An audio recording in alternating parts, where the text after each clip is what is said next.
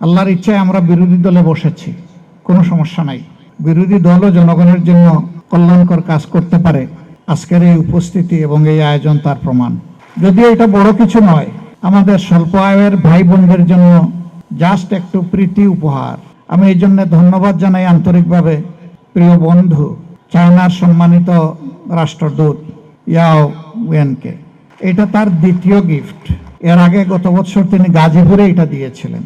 এবার তিনি তার খোলা হাত নিয়ে 15 আসনের ভাই বোনদের জন্য এসেছেন। আমি আসনের পক্ষ থেকে আরেকবার তাকে অভিনন্দন এবং কৃতজ্ঞতা জানাই। চীনের সাথে আমাদের কূটনৈতিক সম্পর্ক সুদীর্ঘ 50 বৎসরের। 1976 সালে চীন বাংলাদেশকে আনুষ্ঠানিক স্বীকৃতি দেয়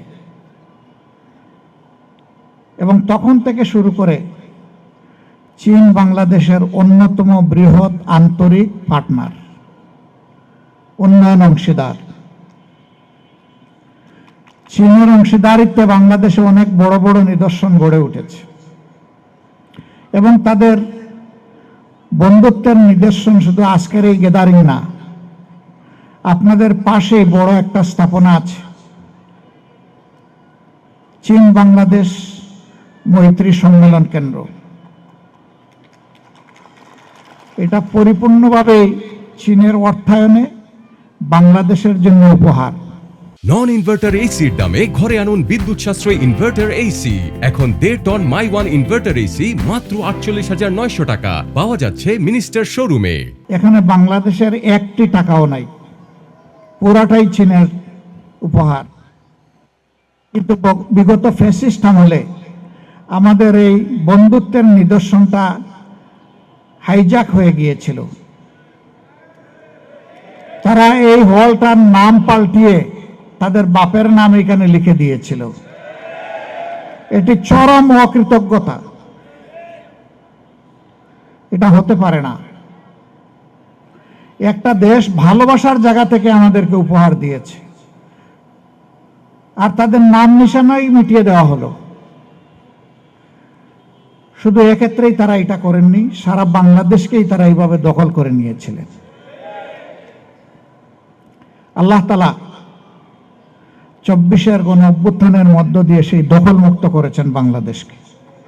মহান আল্লাহ শুকরিয়া আদায় করি, আর যাদের ত্যাগ এবং কোরবানির বিনিময়ে দখল মুক্ত হয়েছে তাদের প্রতি শ্রদ্ধা জ্ঞাপন করি। যারা নিহত হয়েছে আল্লাহ তাদেরকে শহীদ হিসাবে কবুল করুন। আহত পঙ্গুত্ব বরণ যারা করেছে আল্লাহ তাদেরকে সুস্থ করে দিন। প্রিয় মিরপুরবাসী এবং চীনের আমার প্রিয় বন্ধুগণ, চীন এমন একটি দেশ যা আজ পর্যন্ত স্বাধীন বাংলাদেশের আভ্যন্তরীণ কোনো বিষয়ে তারা কোনো হস্তক্ষেপ করে নাই।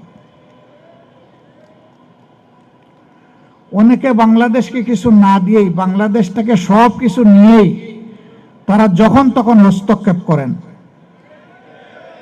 কিন্তু চীন তা করে না।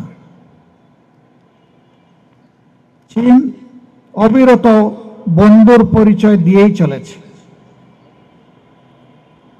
আমরা আশা করব অতীতের চাইতেও আগামী দিনগুলোতে আমাদের প্রিয় বন্ধু রাষ্ট্র চীন আরো বেশি উদ্যোগী হয়ে বাংলাদেশের মানুষের কল্যাণে তারা কাজ করবে। তিস্তা প্রকল্পের কথা মান্যবর রাষ্ট্রদূত এখানে উল্লেখ করেছেন।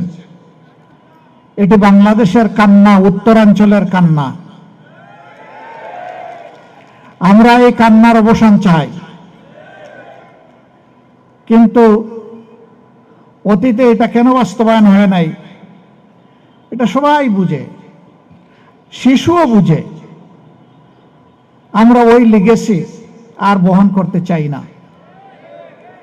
আমরা এই অপসংস্কৃতি থেকে বের হয়ে আমরা জানিয়ে দিতে চাই আমরাও স্বাধীন দেশের নাগরিক, আমাদের নিজস্ব পররাষ্ট্রনীতি আছে।